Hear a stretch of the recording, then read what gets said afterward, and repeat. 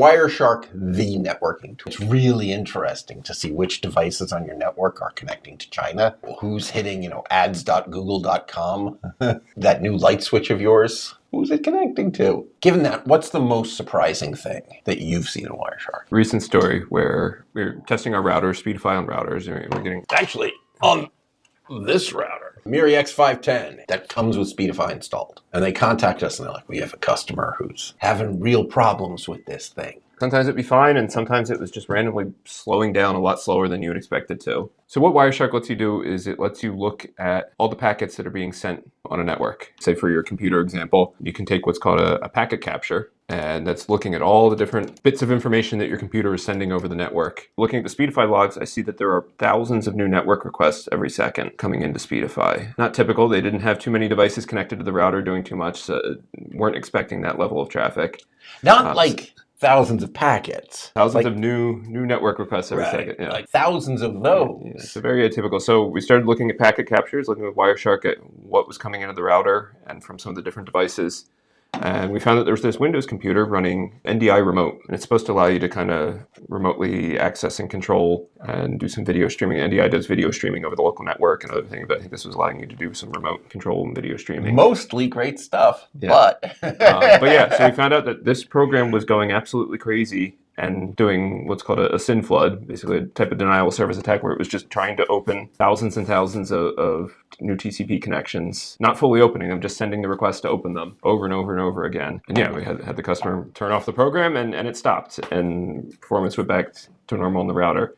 So yeah, this program is completely overwhelming the router with requests. We reached out to NDI and said, there seems to be a problem. Why is your program doing this? And what did they do? They took the program down. they took the program down, immediately told everyone to uninstall it. Don't run it again. It can't be fixed. There isn't a new version coming. Get it off your computers. What we believe is that it got hacked and that it was part of a botnet and that hackers were connecting in and using it to launch attacks. Speedify, great at streaming, not so great at participating in attacks. So we turned out like Speedify got slow because it was launching an attack on us. It was probably trying to launch an attack on someone else. I don't know. I think it was trying to actually. I think we were an accidental victim. Yeah. Got Wireshark here. So this is a screenshot. We were talking about Wireshark. What Wireshark actually looks like. Silly us, we don't actually have Wireshark on this computer we live stream from. We keep nothing but the streaming software on it. It's the sacred computer that no one can break. What are we looking at here? Yeah, so it's a list of packets. All the different packets get sent. So you can see, the time that they got sent.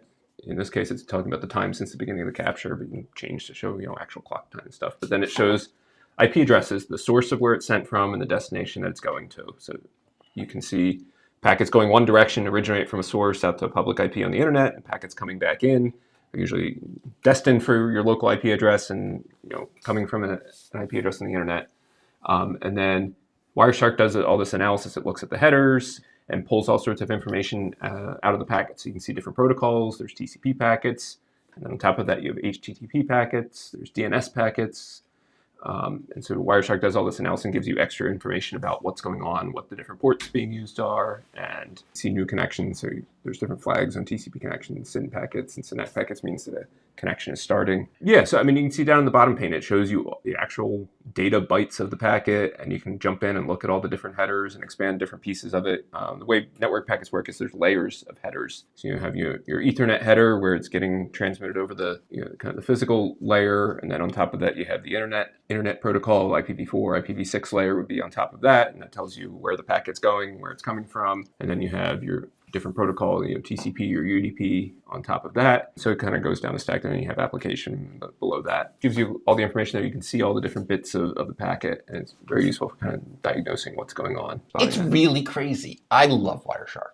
It runs on everything, Mac, Windows, Linux. I don't think it runs on phones, but for all I know it does. But any of the desktop platforms it runs on, and it really shows you everything going across your network. You can see DNS requests. In the old days, before HTTPS, you could actually see the web pages go by in packets. All right, I think that is it. Thank you, Kevin. Thank you, everybody.